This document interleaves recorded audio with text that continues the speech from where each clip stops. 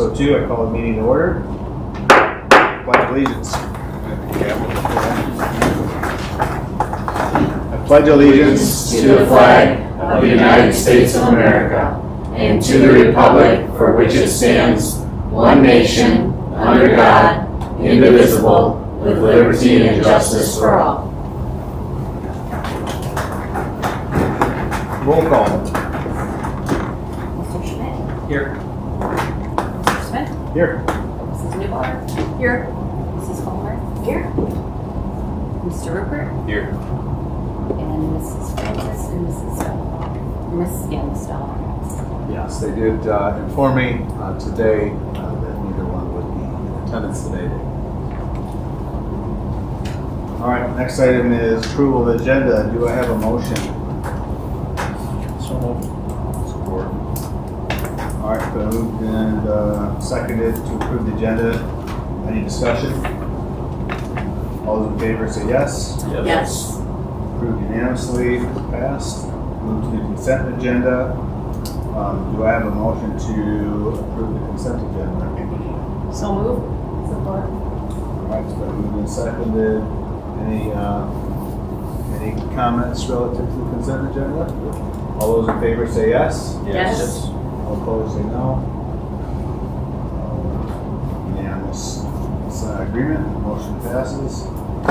Moving to item 6, public comment portion of the meeting. Public comments will be accepted at this time. Each statement shall be limited to 5 minutes duration. Participants shall direct all comments to the board and not to staff or other participants. The board welcomes public comment. It does not respond to citizens' concerns at its meeting. At the citizens' request and board's direction, the superintendent or designee will respond in a timely manner.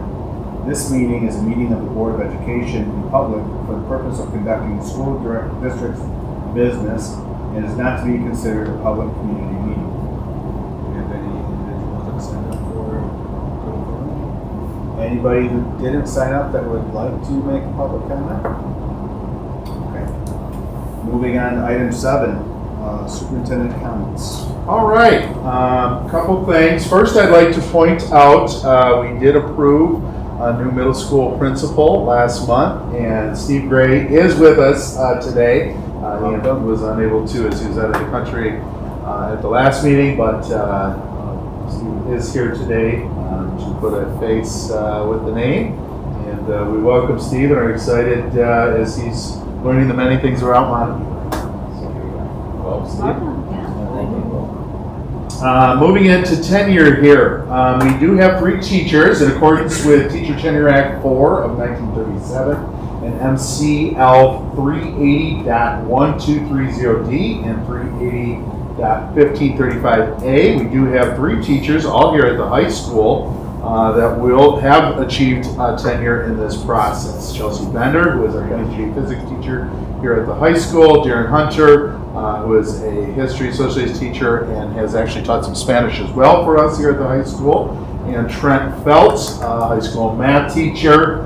Under Michigan law, earning tenure is not automatic. Teachers must successfully complete a probationary period of at least 4 school years while consistently demonstrating effective teaching.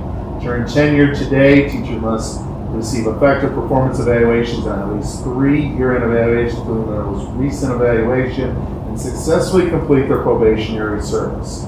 Throughout that time, they participate in regular classroom observations, annual evaluations, and ongoing professional development designed to strengthen instructional practices. So, congratulations to Chelsea Bender, Darren Hunter, and Trent Feltz as they are officially achieving tenure. They all had experience at previous schools, but did not achieve that timeline before they came here, so they are now really fully tenure here with the district.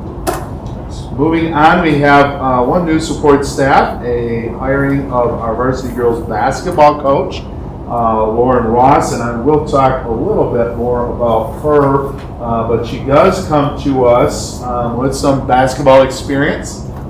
She was an assistant coach at Purdue Fort Wayne University, helping out there. She did finish her playing career there. She also played at Western Michigan and a brief stint with Michigan State as well, with an injury season there. But we are excited to have her. She is in full action with many different events going on with summer basketball. That'll talk more about her in a little bit. Other updates within superintendent comments. First, I'd like to acknowledge our finance director, Ms. Stacy Brown. She received a letter from Executive Director of MSBO, Rob Guan, and Ms. Brown has received her, met the requirements for renewing the Business Office Manager certification under MSBO. This commitment of 45 hours of professional development. She will now be certified from now until 2031. During that 5-year period, she is a remains active as MSBO. And congratulations to Ms. Brown for all her work. Hey. That's awesome. Update on our barn progress. We are going to have a bid proposal that's being put out.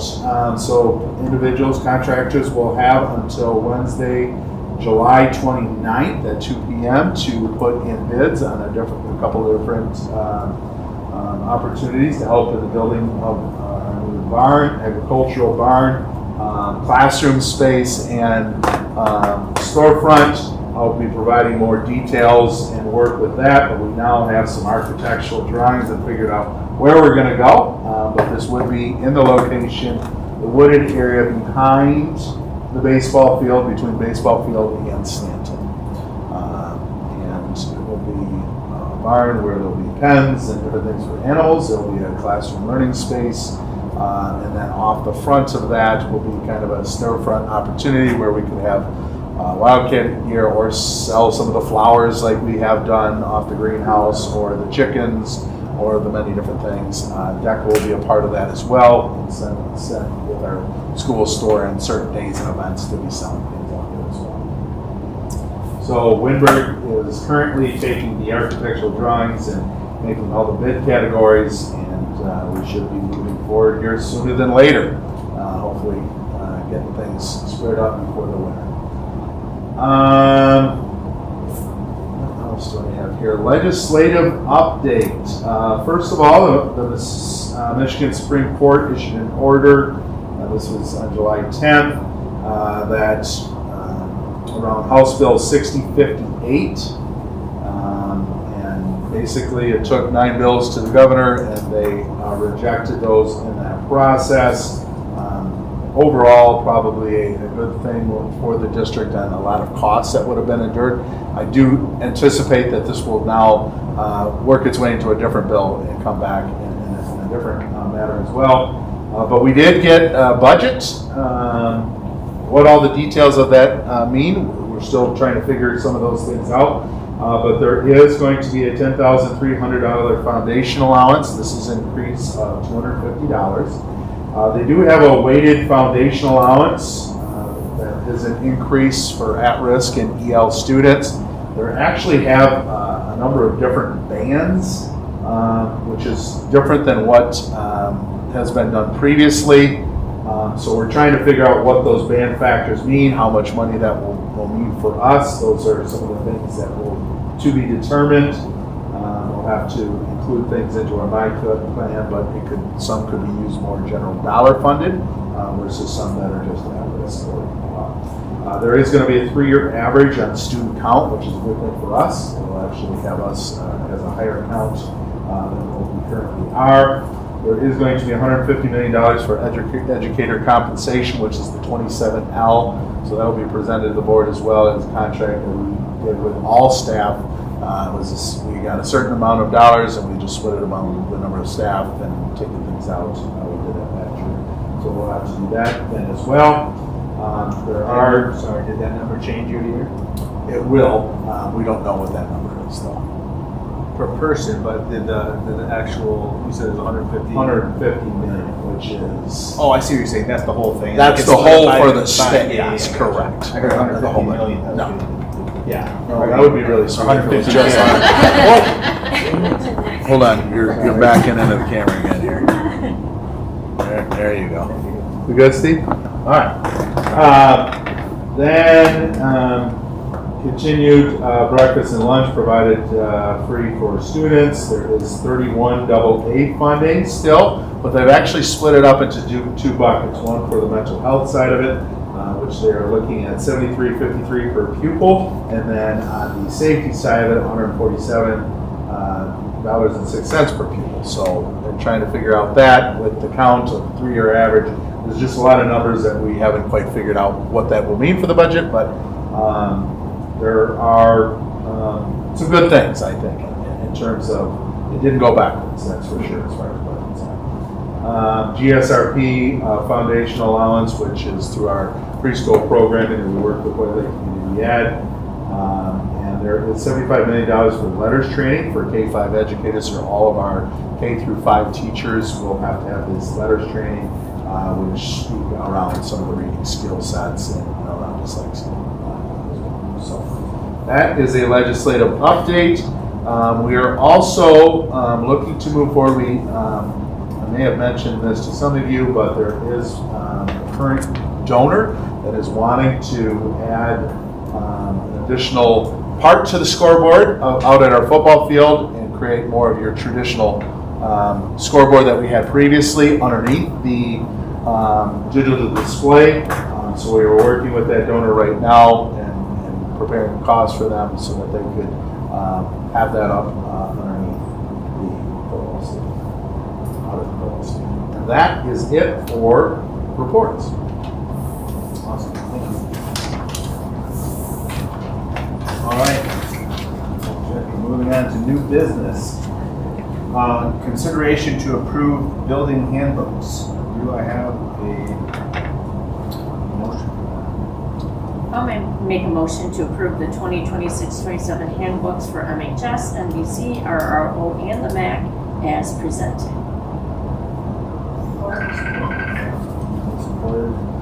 Discussion? Yes, so in the handbooks, you not only saw the finalized handbooks, but then there was the document that just stated any changes. Changes were minimal as a whole, but yet then also had to do with our board policies. Any of the board policies, they were putting in numbers, making sure that it mimicked those components.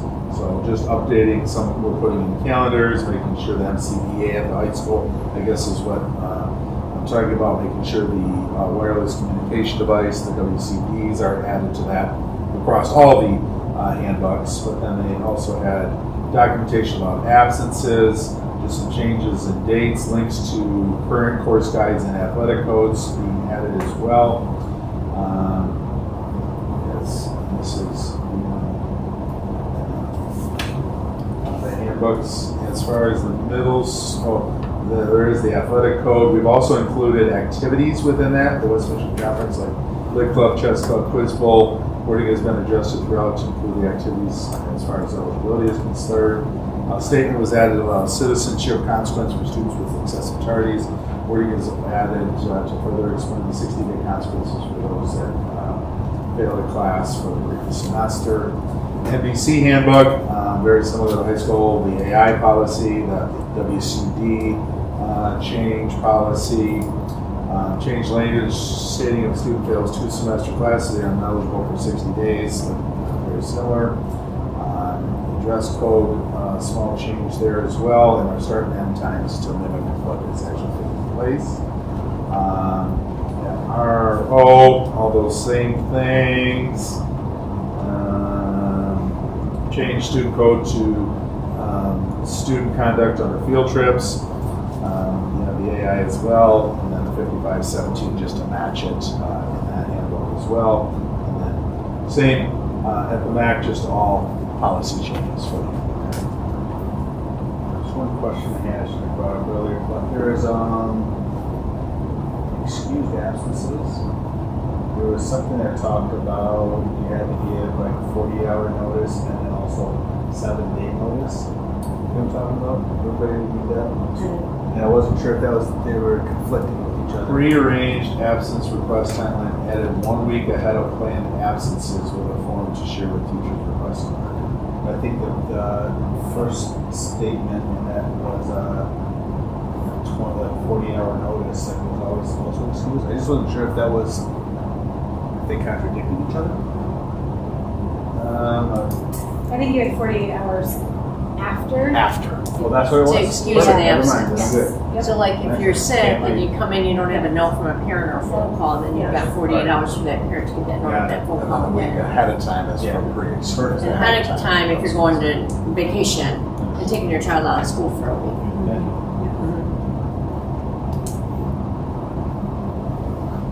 Any other questions on the handbook?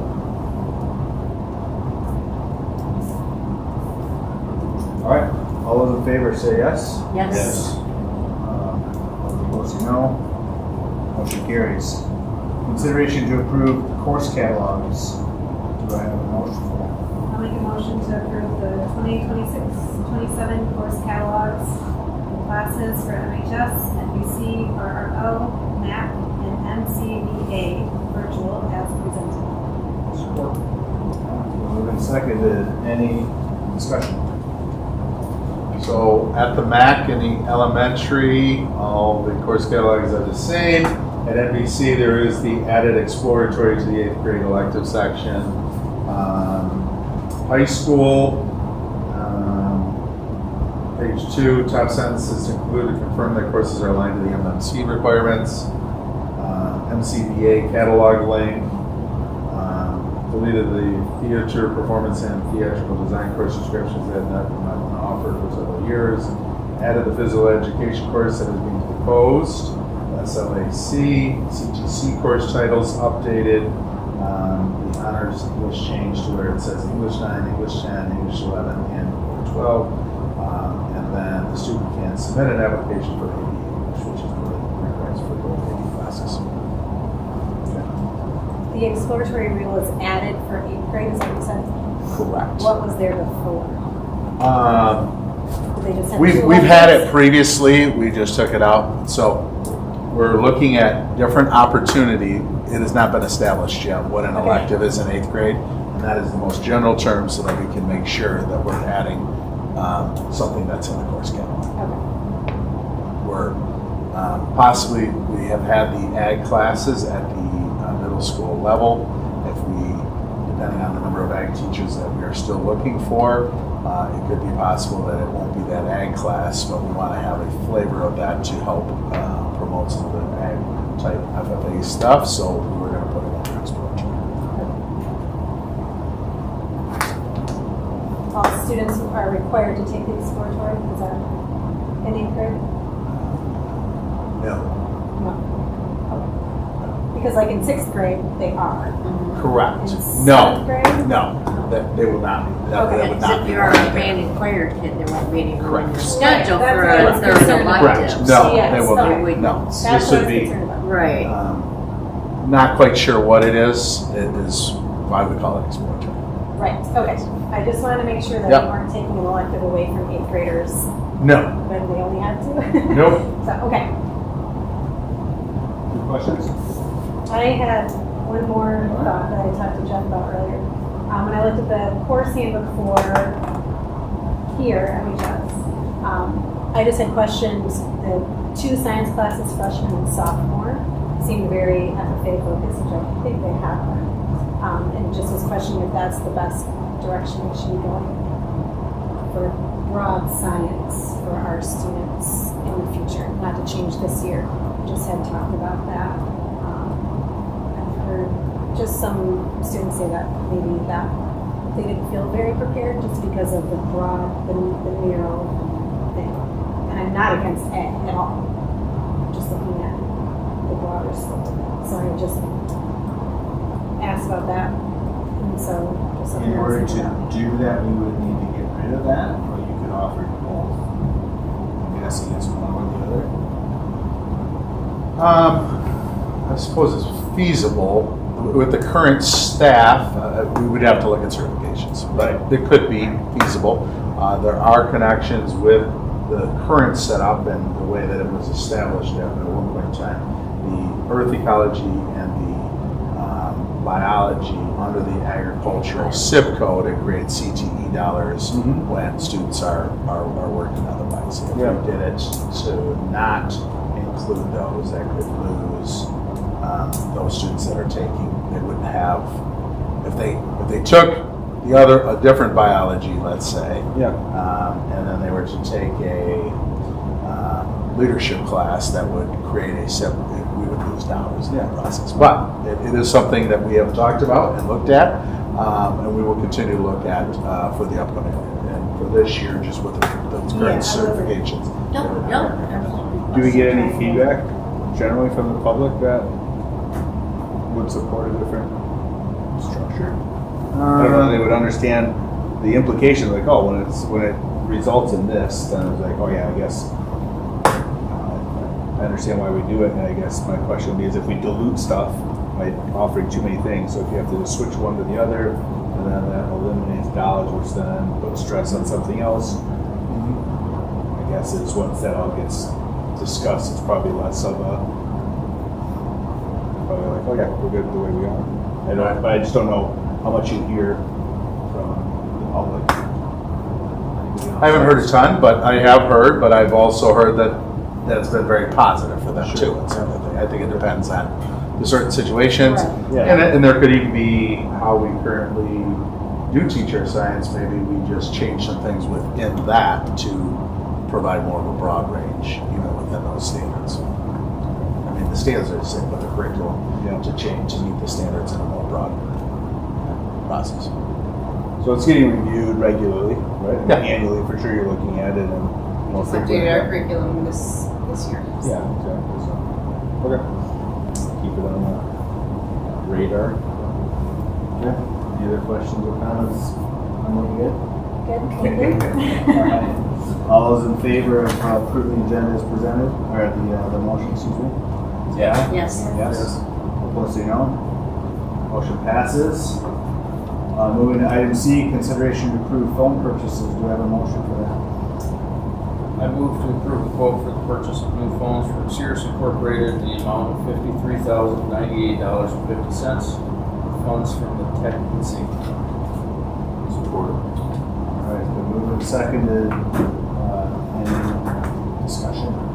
So for this purchase, we're using Sourcewell, a cooperative purchasing program that meets all the state bidding requirements. Cirrus Incorporated, which is out of Holland, is a local dealer for the approved Mitel contract. The contract and discounted pricing information are available in the board meeting folder. This Mitel contract provides an approximate 35% savings compared to the standard plans. This purchase is part of our technology replacement plan, as our current phone systems will become obsolete in 2029. Moving forward with this purchase now will allow Steve here sufficient time to install the phones and transition them to the NISD hosted server before the current system reaches end of life. Funding for this purchase was included in the tech and safety budget that Stacy had presented earlier. So you say implemented by end of life, so does that mean that you have until 2029 to install these? That's kind of the plan, is like phase through that? Yes, now I know that ISD is supposed to probably be more like November, December before they can actually get to us. Okay. Because other districts are ahead of us in the list. Okay. But I just want to have them in stock Yeah. and ready to go so when that time comes, we can be jumping right Yeah. into Okay. it. Perfect. Is there any timing to this as far as from a dollar standpoint? Like we need to make this purchase at this time, or we lose dollars if we don't do it by or this is just taking advantage of an offer while we have money? I think through Sourcewell, we know we need to do it. Is there? I think one of the things I was looking at is the fact that I want to keep the old models consistent throughout the district. Because sometimes we have this model from this year, you always upgrade to a newer model, and sometimes it's more for troubleshooting or problem solving when you have several models. And that's why I was trying to think, can we do it all at once so it's consistent? Sure. So this is 100% of the phone, 100% swap. Yes. Provide us any backup or any overage? Is this a There's about plus 5 phones? 7 or 8 overage. Yeah. Okay. I put in there, and actually the one that's up here on the podium is what we're putting into classrooms. Okay. Is the paging system separate? No, it was done It through the it phone. was already done and upgraded? Yeah. Because we had an issue where we were updated a few years ago, we couldn't find anybody to fix it. Yeah. Wasn't that fun? Yeah. Because it was so obsolete. Yes, but thank you. Any other questions? All right. All those in favor of approving phone purchase say yes. Yes. Opposed say no. Motion passes. Moving on to item D, consideration to approve new MTEA bargaining unit members. Do I have a motion? I'll make a motion to approve the following new MTEA bargaining unit members. Riley Zach, elementary teacher, Caitlin Nick, ECSE teacher, Megan Plummer, elementary teacher, Lauren Ross, high school student support specialist. Support. It's been moved and supported by Emily. Discussion. All right, so Riley Fleesack, a third grade teacher, or going to be a third grade teacher. She has her Bachelor of Science in elementary teaching within the PK3 world from Grand Valley State. She does have 1 year of experience, second grade at Fife Lake, where she will be coming to us from. Caitlin Nick, ECSE teacher. This is a position we've been searching for a little time, but down at the MAC. Our early childhood special education teacher. She comes to us from experience within Puffer, Oak Ridge, Orchard View, in the Head Start GSRP world, but she is certified as well within this ECSE world. Megan Plummer, fifth grade teacher. She is somebody that has been around with us in the district, but she has her Bachelor of Science in Sea Valley from Western, but then a graduate teacher certification from Grand Valley State. She is a former Montague graduate as well. Lauren Ross, high school student support specialist, that will be here at the high school, working within the counseling department. We obviously I just talked about her as the girls basketball coach, but she does have a Bachelor of Science in Psychology, along with a Master's of Organizational Leadership from Purdue University.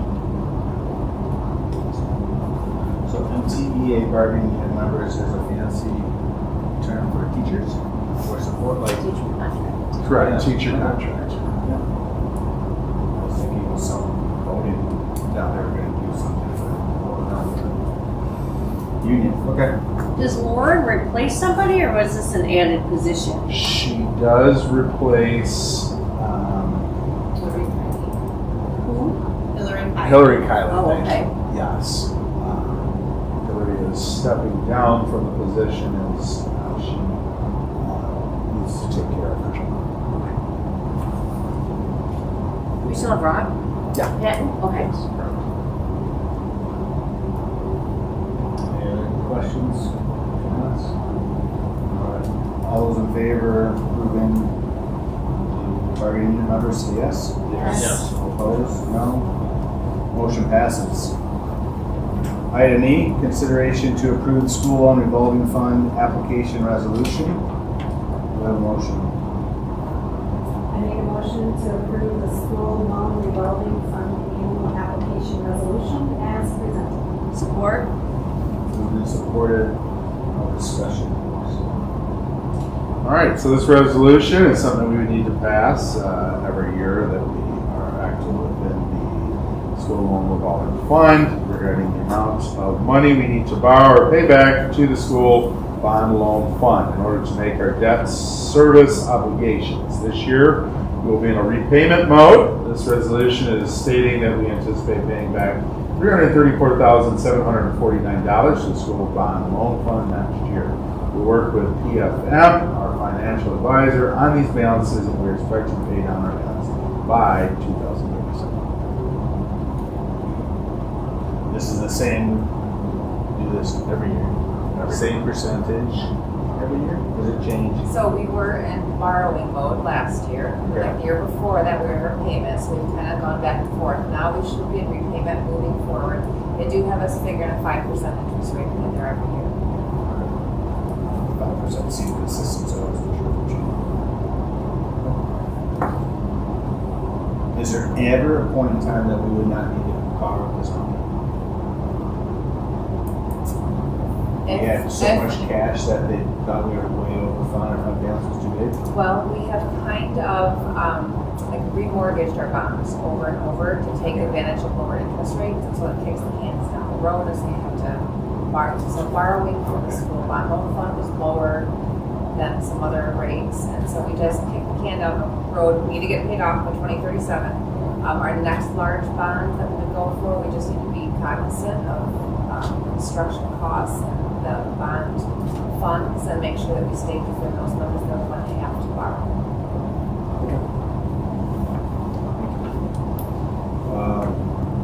Any questions or comments?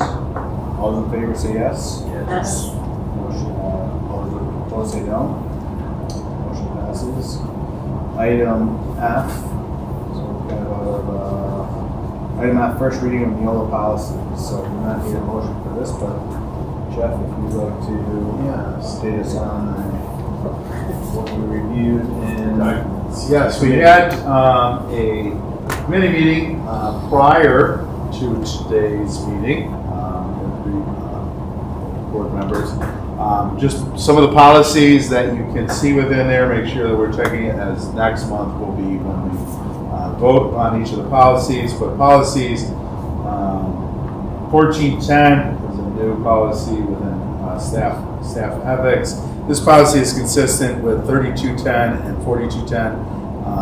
There's 3 new policies all about all staff on just having ethical staff is to ensure the effective educational program by establishing high standards of integrity, ideals, and professional conduct for the district. Policy 2370, online blended learning. This just takes away, with the 21F, there was a limitation of only 15 days of virtual or online blended learning. There is no limitation on those dates now. Just the revised version 2417 around comprehensive school health education keeps us in that same stance as where we are there on that process. Volunteers, it just lists out some of the different things that as a volunteer when we go into iChat and why an individual should not be approved as a volunteer based upon their iChat or fingerprint components.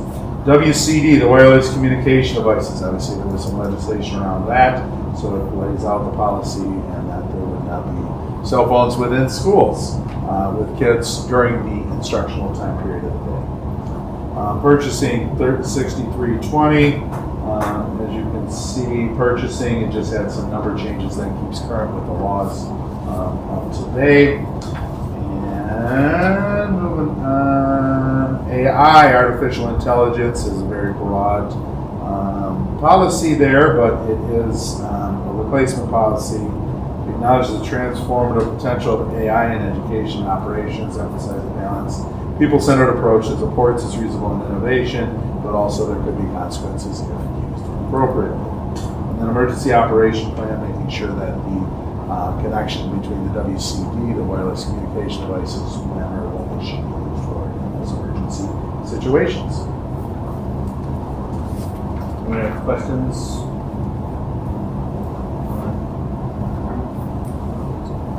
Okay, this time we are going to, I'll need a motion to move into a closed session to discuss student restatement hearings. So do I have a motion?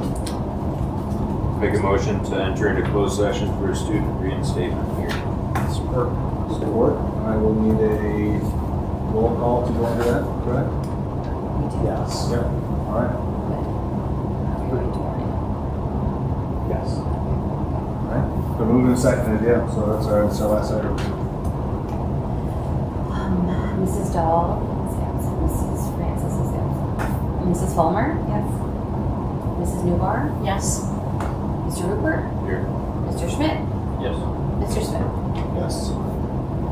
All right, we'll take a short break. Thank you for everyone that came, and we will go into a closed session moving forward.